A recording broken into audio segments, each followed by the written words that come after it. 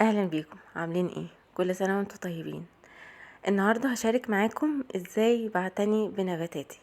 انا مش متخصصه زراعه ولا حاجه، بس اتعلمت حيل بسيطه تخليني ازاي اعرف اهتم بنباتاتي من غير اي تعقيدات. فهشارك معاكم النهارده انا ازاي بغسل النباتات بتاعتي. طيب، في البداية اصلا احنا ليه بنغسل النباتات؟ بنغسلها علشان اولا التراب اللي بيبقى عليها، اللي بيتكون عليها، بيخلي شكلها مش لطيف. ثانيا علشان التراب اللي بيتكون عليها بيمنع نموها بشكل سليم. بغسلها ازاي؟ بجيب كده النباتات اللي هي بتبقى سهلة في الشيل، اللي متبقاش تقيلة، وبدخلها في الحمام، وببدأ ان انا اشيل كل الاوراق الميتة اللي فيها، اللي هي خلاص ما عادتش حية. وبشوكة مش ما بكونش محتاجاها ببدأ كده بشوكة ما بكونش محتاجاها ابدأ ان انا اقلب التربة. طيب، وانا بقلب التربة لو لقيت اي مخلفات تحت في القصيص بشيله، زي ورق ميت، ريشة واقعة في القصيص، كل الحاجات دي ببدأ اشيلها وانا بقلب التربة. مهم ان احنا كل فترة نقلب التربة علشان التربة تكون صحية وتكون بتتنفس بشكل كويس.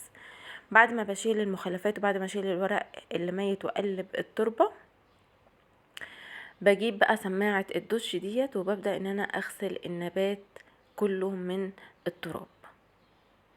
بس في كذا نقطة مهمة حابة اوضحها معاكم قبل ما نغسل النبات.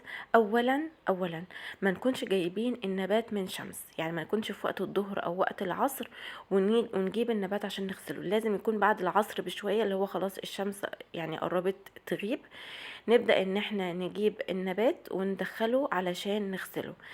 ثانيا نسيبه يصفي كل المية بتاعته وما ندخلوش برضو في شمس، فبرضو ندخله بعد ما تكون الشمس غابت، عشان نتجنب ان الورق انه ممكن يتحرق. وفي نقطة كمان برضو مهمة، ان قبل ما نكون هنغسل النبات نكون متأكدين ان هو عايز يتسقي، خلاص التربة نشفت خالص، فنبدأ ان احنا نغسل النبات. لكن ما ينفعش نغسل النبات والتربة اصلا رطبة. طيب، ده بالنسبة للنبات اللي سهل يتشال. لكن في نباتات تانية بتبقى صعبة ان انا اشيلها، تبقى تقيلة عليا، فبعمل ايه؟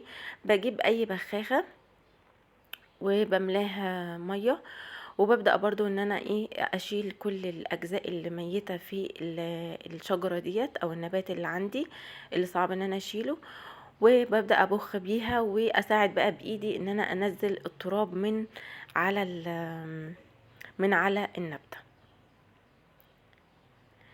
وعموما اصلا بعد ما نبات بيتغسل بيبقى شكله حلو جدا وبيبقى شكله مبهج، واي لون اخضر عندنا بيحسن من نفسيتنا. ببدأ كده ان انا اغسل الاوراق على قد ما بقدر، وبايدي برضو بفضل احاول ان انا انضف النبات من التراب. ولو في اي بقى قابلني اي حاجة، اي ورقة بقى ميتة، بشيلها بايدي.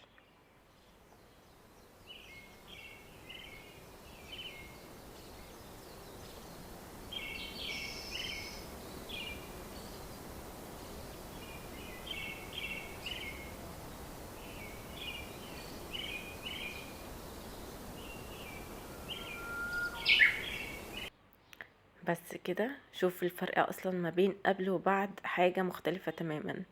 وبنفس الطريقة برضو في القصيص نفسه بنضفه من كل الاوراق اللي وقع فيه او في اي مخلفات، وبشوكة هقلب التربة وبعد كده هسقي. وبس، دي كانت طريقة عنايتي بنباتاتي. كنت اتمنى يكون الفيديو عجبكم وافادكم. اشوفكم مرة تانية، مع السلامة.